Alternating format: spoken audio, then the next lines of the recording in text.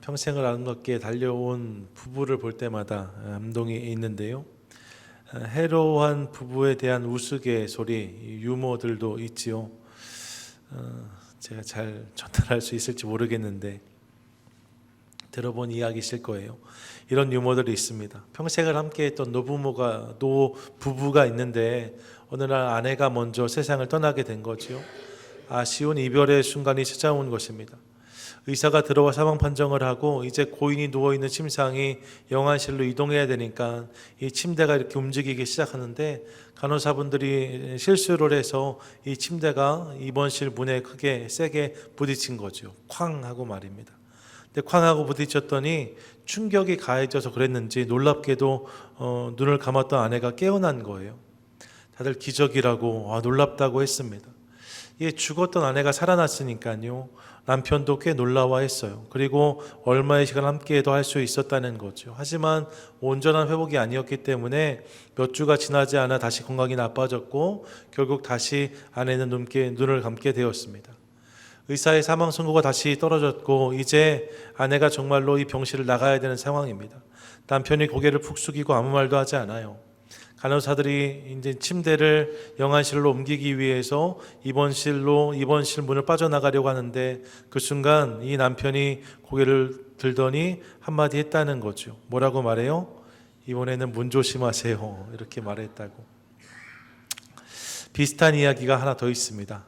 어느 남편이 심장마비로 응급실에 갔다가 사망 선고를 받게 되었어요. 의사가 사망 선고를 하고 이제 그 시신이 영안실로 옮겨지게 되었는데 이렇게 침대가 이동하는 길에 남편이 되살아나게 된 거예요.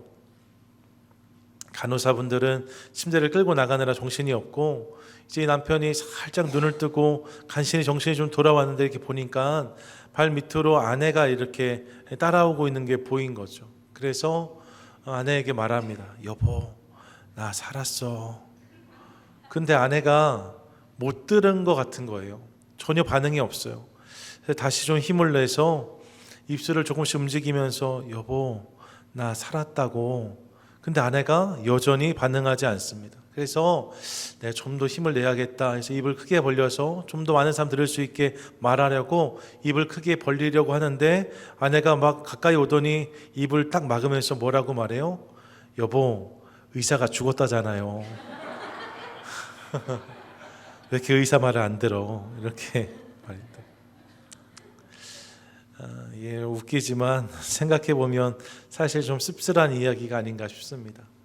평생을 달려오면서 여러 가지 일들 속에서 서로 사연이 많기 때문에 이런 이야기 유머로 나오지 않은가 생각해 봅니다. 여러분, 이 노부부들도 말입니다. 분명히 사랑해서 결혼했고 그런 사랑으로 부부로 살아왔을 것입니다. 하지만 이런 유머가 있다는 것은 그 자체로 우리가 이 땅에 살아가면서 함께하는 사랑이 말입니다. 늘 온전하지 않다는 사실을 우리 가운데 보여줍니다. 사랑은 변하기 쉬운 거죠. 영원하지 않습니다. 아무리 오붓한 부부라고 해도 그 사랑이 변할 때가 있는 것들을 볼 때가 있습니다. 그게 우리의 모습인 거죠. 그런데 변하지 않을 것처럼 뜨겁게 사랑하는 두 사람을 오늘 우리가 만납니다. 성경에서요. 누구냐? 바로 아가서에서 만나는 솔로몬과 술람미 여인입니다. 아가서는 이 두 남녀의 사랑 고백이 담겨 있는 성경입니다. 단순히 두 남녀의 사랑 고백이 아니라 이 둘을 하나님과 이스라엘 백성 혹은 예수 그리스도와 그의 신부된 교회의 모습으로 이해해야 한다고 말씀을 드렸어요. 그래서 우리가 아가서를 성경으로 읽는 거죠. 하지만 이 심오함을 다 알 수 없는 상황들이 있을 수 있기 때문에 이 심오한 사랑을 이해할 수 없는 25세 미만의 아이들에게는 아가서 읽는 것을 허락하지 않았다라고 유대 전승은 이야기해요. 그러니까 25세가 지나야 이 사랑을 이해할 수 있는 거죠. 여기 계신 분들은 다 25세가 넘으셨으니까 오늘은 편하게 아가서 말씀 함께 좀 나눠보고 싶습니다. 사실 아가서는 우리가 몇 주 전에 공성소로 함께 읽었습니다.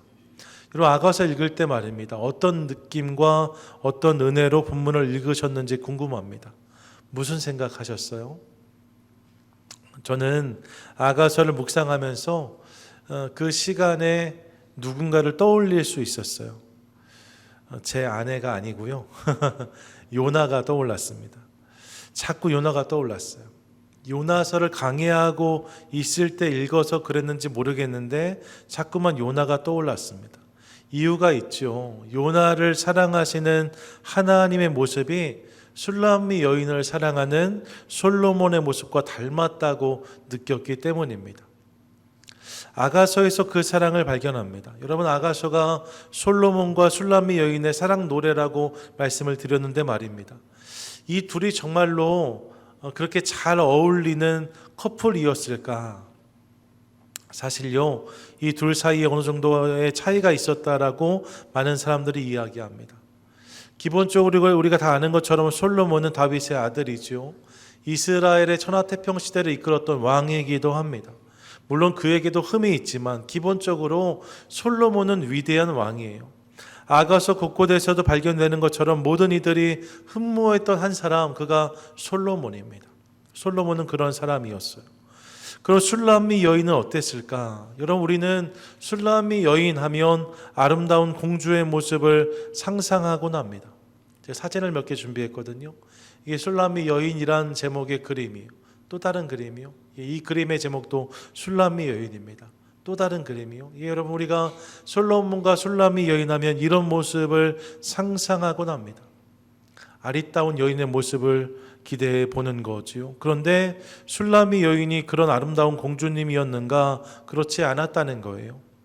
기본적으로 그녀는 평범한 여인이었다라고 역사는 이야기합니다. 많은 학자들이 술람미라는 단어가 수넴 출신이라는 의미라고 설명합니다.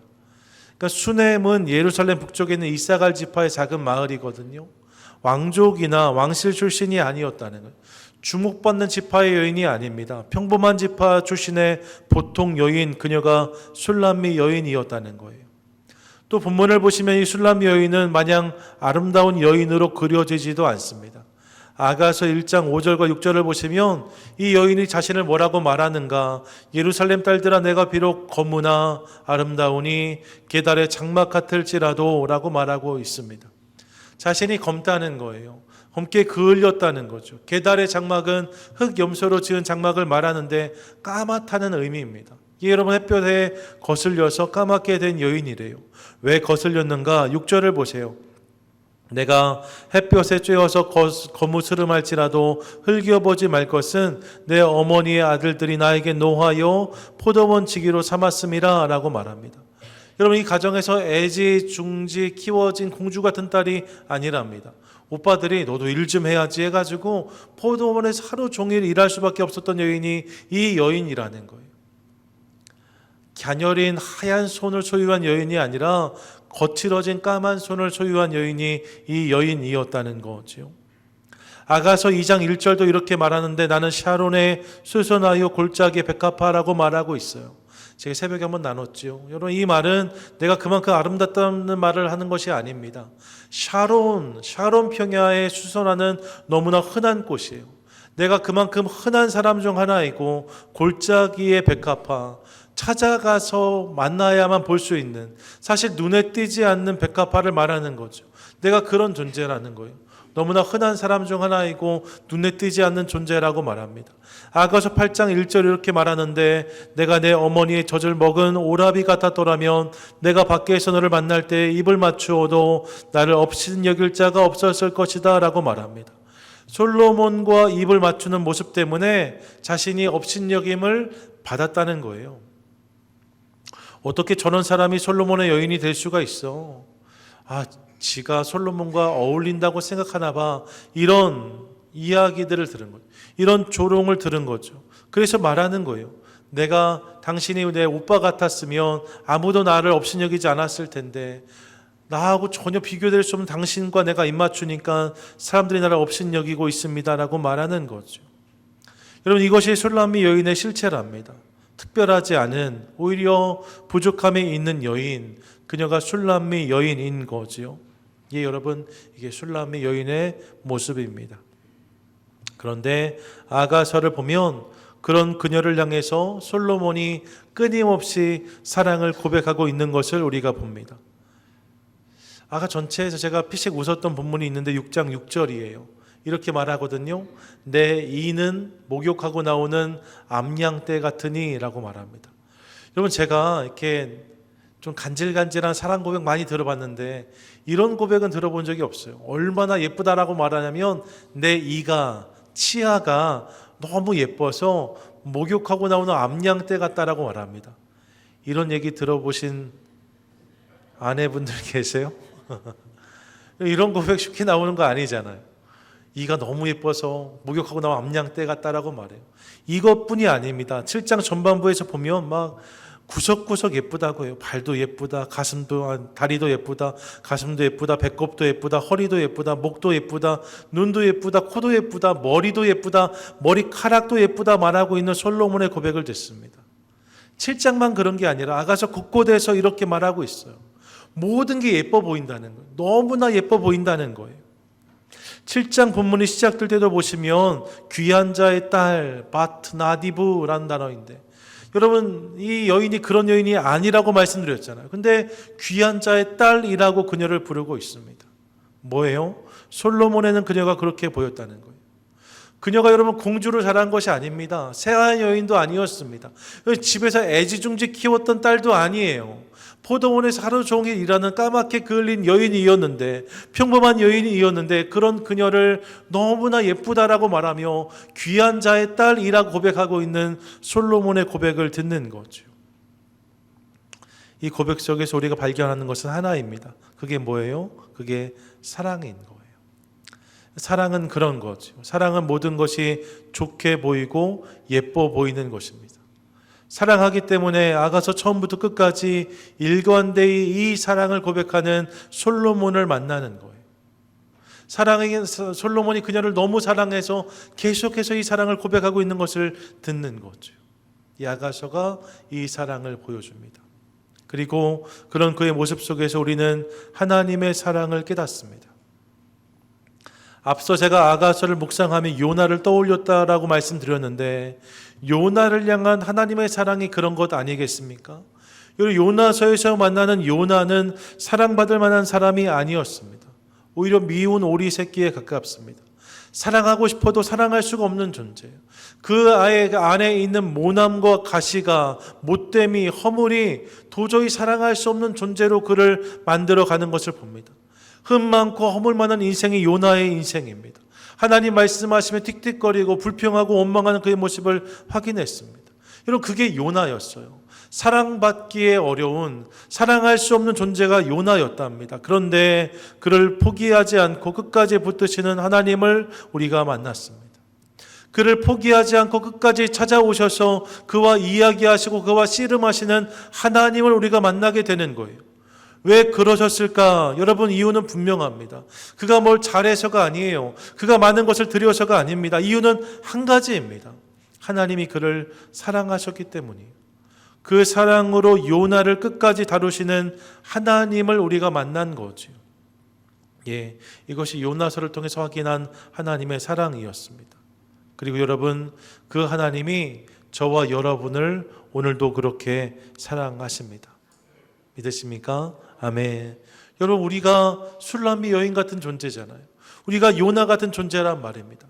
넘어지고 흔들릴 때가 많아요. 주저앉고 일어서지 않아요. 주님께 내가 이렇게 예쁩니다라고 말하기보다는 이렇게 부족하고 더럽습니다라고 말할 수밖에 없는 것이 우리의 모습인 것을 깨닫습니다. 그게 우리입니다. 그런데 그런 우리를 귀하다라고 하세요. 그런 우리를 소중하다고 하십니다. 그런 우리를 사랑한다고 말씀하세요. 이게 주님의 우리를 향한 사랑인 거죠.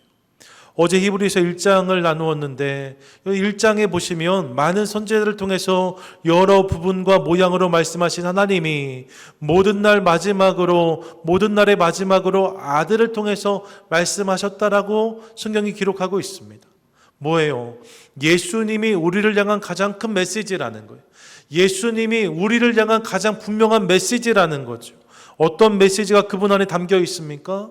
우리를 사랑하신다는 메시지가 담겨져 있어요. 우리를 사랑하셔서 내가 너에게 모든 것을 주노라. 내가 너를 위해 십자가를 짊어지고 너의 죄를 용서하노라. 너와 영원히 함께하기를 원한다는 주의 메시지가 예수님 안에 담겨져 있는 거죠. 여러분, 그렇게 하나님이 저와 여러분 우리를 사랑하십니다. 그러므로 날마다 그렇게 나에게 들려주시는 하나님의 사랑 고백을 들으면서 이 사랑에 감격하는 저와 여러분 우리 모두가 되시기를 축복합니다. 아멘. 옆에 분에게 고백해 주세요. 하나님이 당신을 사랑하십니다. 시작. 하나님이 당신을 사랑하십니다. 이 하나님이 당신을 사랑하십니다. 그런데 여러분, 아가서가 정말로 아름다운 이유는요, 솔로몬의 술람미 여인을 향한 그 사랑 고백도 정말로 귀하지만 그 사랑에 응답하는 여인의 고백 또한 있기 때문에 아가서는 아름답다고 저는 믿습니다. 아가서의 영어 이름이 Song of Songs잖아요. 노래 중에 노래란 말입니다. 그 이유가 여기에 있는 거죠. 솔로몬의 사랑과 그 사랑에 대한 술람미 여인의 응답이 있기 때문에 아가서는 아름다운 노래가 되는 거예요. 저는 우리의 이야기도 여기까지가 될 수 있기를 소망합니다. 하나님 우리를 사랑하셨습니다. 아멘. 물론 귀한 고백이죠. 그런데 여러분, 거기서 끝나면 안 된다는 거예요. 주님께서 그렇게 나를 사랑하셨다면, 주님께서 그렇게 나를 사랑하신다면 이제 그 사랑 앞에서 응답하고 반응하는 우리의 삶도 있어야 한다는 거죠. 믿으십니까? 아멘. 그런 의미에서 오늘 7장 10절부터 13절에서 만나는 술람미 여인의 고백이 참 귀합니다. 사랑받은 자의 고백이라고 할 수 있어요. 본문을 묵상하면서 우리에게도 이런 고백이 있으면 참 좋겠다는 소원을 가져보았습니다. 이 시간 술람미 여인의 고백들을 함께 살피면서 그 고백이 나의 삶 가운데도 담겨지기를 원합니다. 함께 소원하는 저와 여러분 우리 모두가 될 수 있기를 원합니다. 아멘. 그럼 먼저 이 술람미 여인이 솔로몬에게, 사랑하는 연인에게 무엇이라고 고백하는가? 10절은 이렇게 말씀하고 있어요. 10절 함께 읽습니다. 시작.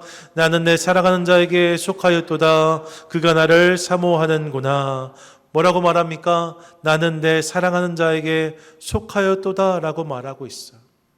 이것이 오늘 본문에서 만나는 술람미 여인의 첫 번째 고백이죠. 무엇이란 고백입니까? 나는 주님의 것이라는 고백이에요. 함께 고백합니다. 시작. 나는 주님의 것입니다. 아멘. 여러분, 사랑받은 자의 삶 가운데 담겨져야 되는 첫 번째 고백이 무엇인가? 나는 주님의 것입니다라는 고백이라는 거예요. 사랑을 받으면 그 사랑받는 사람은 늘 그 사랑 안에 오래 머물고 싶어집니다. 여러분, 무언가 내가 그 안에 들어있다는 것이 불편하거나 부담이 되지 않아요. 거북하지 않아요. 사랑받는 사람은 그 소속감이 오히려 안정감이 됩니다. 그 안에 머물고 싶은 거죠. 그래서 만에 한용운의 복종이라는 시를 보세요. 남들은 자유를 사랑한다 하지만 나는 복종을 좋아해요 라고 고백합니다. 남들은 다 자유를 사랑한다고 말하지만 나는 복종을 좋아하고 복종을 사랑한다는, 당신께 속하고 싶다는 이야기예요. 왜요? 내가 지금 사랑받고 있기 때문인 거죠. 내가 사랑받고 사랑하기 때문에 그에게 속하였다는 것이 나에게 감격이 된다고 그는 고백하고 있습니다. 비슷한 고백이 성경에도 있어요. 로마서 1장 1절을 보십시오. 이렇게 고백합니다.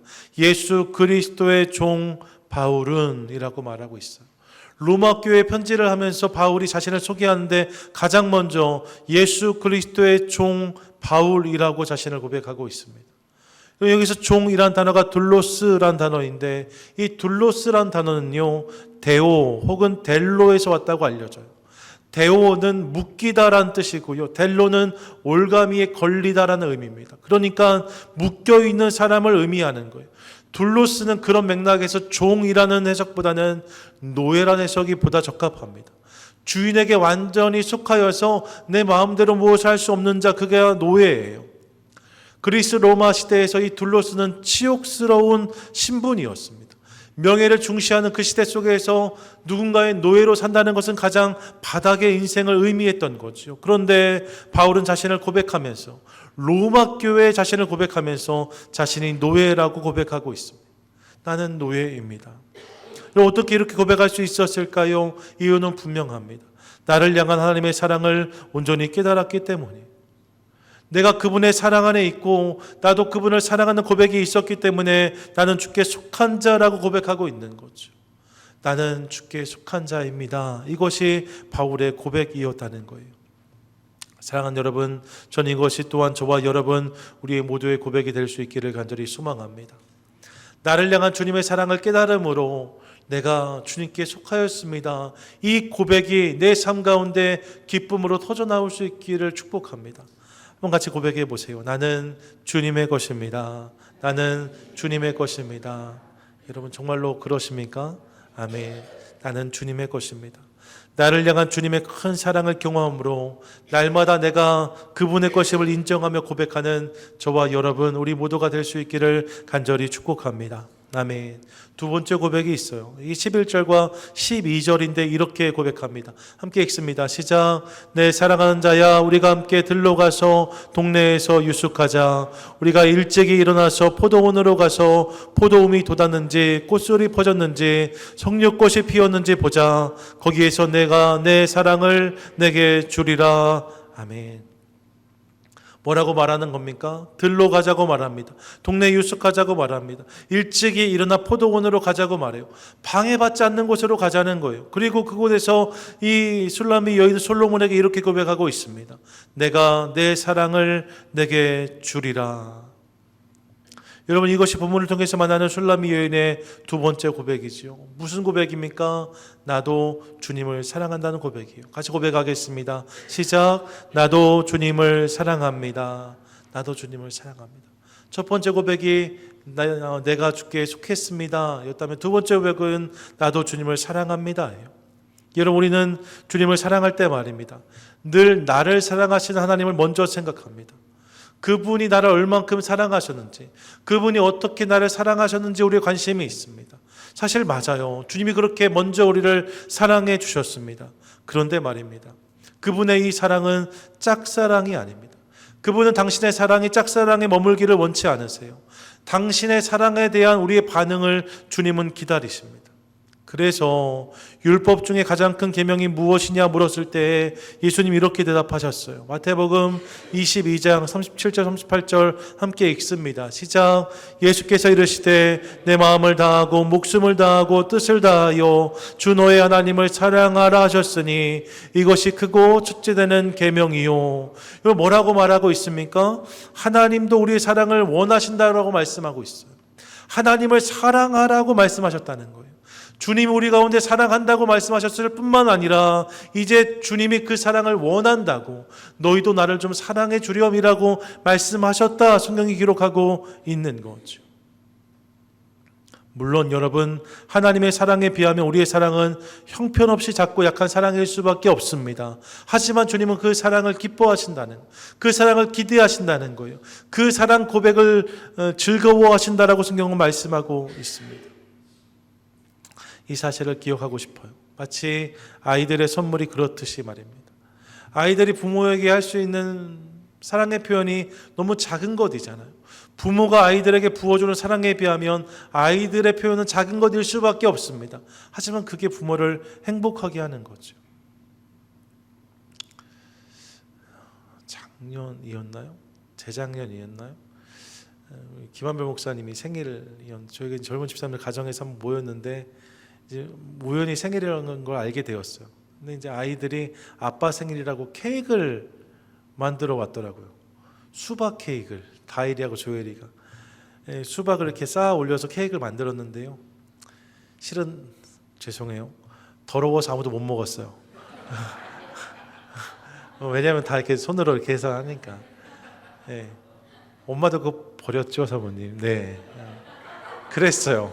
그랬는데 제가 그날 그 장면에서 너무나 행복해하는 아빠의 표정을 봤어요. 그런 거죠. 왜요? 먹을 수는 없지만 아이들의 그 사랑이 너무 귀한. 아빠가 해줄 수 있는 사랑은 훨씬 큰 거지만 아이들이 그렇게 아빠에게 사랑을 표현할 때 그것이 감격이 되는 거죠. 예, 여러분 주님도 그런 우리의 사랑 고백을 듣기 원하세요. 같이 한 번 더 고백할까요? 나도 주님을 사랑합니다. 나도 주님을 사랑합니다. 여러분 이 고백을 주님이 오늘 듣기 원하십니다. 바라기는 이 사실을 기억하며 그렇게 주님께 사랑 고백하는 것을 통하여서 주님과 더 깊은 사귐이 있는 인생을 살아가는 저와 여러분 우리 모두가 되시기를 축복합니다. 아멘. 끝으로 여러분 13절은 이렇게 고백하고 있어요. 13절 함께 읽습니다. 시작. 합한 채가 향기를 뿜어내고 우리의 문 앞에는 여러 가지 귀한 열매가 새것 묵은 것으로 마련되었구나. 내가 내 사랑하는 자 너를 위하여 쌓아둔 것이로다. 아멘. 이 여인이 뭐라고 고백하고 있습니까? 합한 채가 향기를 뿜어내고 라고 말해요. 합한 채가 뭐냐? 여러분 옛날에 그 야곱의 부인들 이야기할 때 나왔던 본문인데, 합한 채 제가 사진을 준비했거든요. 꽃이 이렇게 생겼어요. 꽃이 떨어지면 열매가 맺히는데 이런 열매가 맺힙니다. 살구 모양의 달콤한 열매라고 알려지는데요. 이게 부부 금슬에, 부부 사랑에 좋다고 알려져 있어요. 이게 합한 채인 거죠. 사랑의 열매라고 불립니다. 준비했다는 거예요. 또 여러 가지 귀한 열매들을 새 것과 묵은 것으로, 프레시한 것과 잘 익은 것으로 준비했다라고 말하고 있는 거예요. 여러 가지 열매들을 문 앞에 두었다라고 말합니다. 그러면서 슐라미 여인이 뭐라고 고백하는, 이렇게 말하고 있어요. 내가 내 사랑하는 자 너를 위하여 쌓아둔 것이로다 라고 말합니다. 내가 내 사랑하는 자 너를 위하여 쌓아둔 것이로다. 무엇입니까? 사랑하기 때문에 이제 기꺼이 소중한 것을 당신께 드리겠다는 고백이에요.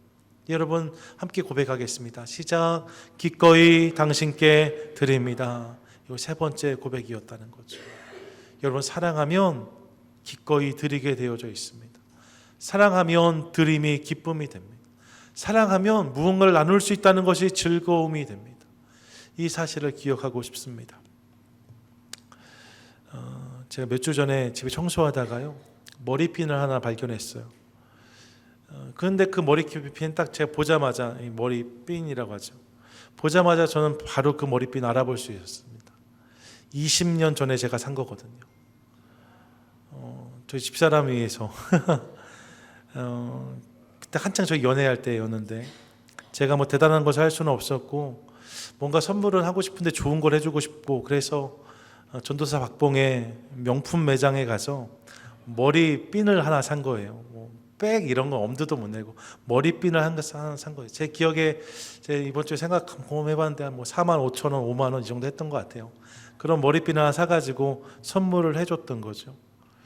그렇게 귀한 머리핀인데 지금 이렇게 막 방바닥에 막 돌아다니고 있는 걸 제가 본 거예요. 근데 여러분 제가 그 머리핀을 보면서 그 옛날에 그 감정과 기분이 확 올라왔어요. 그때 그 머리핀 하나 사가지고 포장해서 가져가면서 얼마나 좋아할까 이렇게 생각했던 그 기억 말입니다. 저만 선물했다고 생각하지 마세요. 비밀을 말씀드리면 제가 받은 선물이 훨씬 많습니다.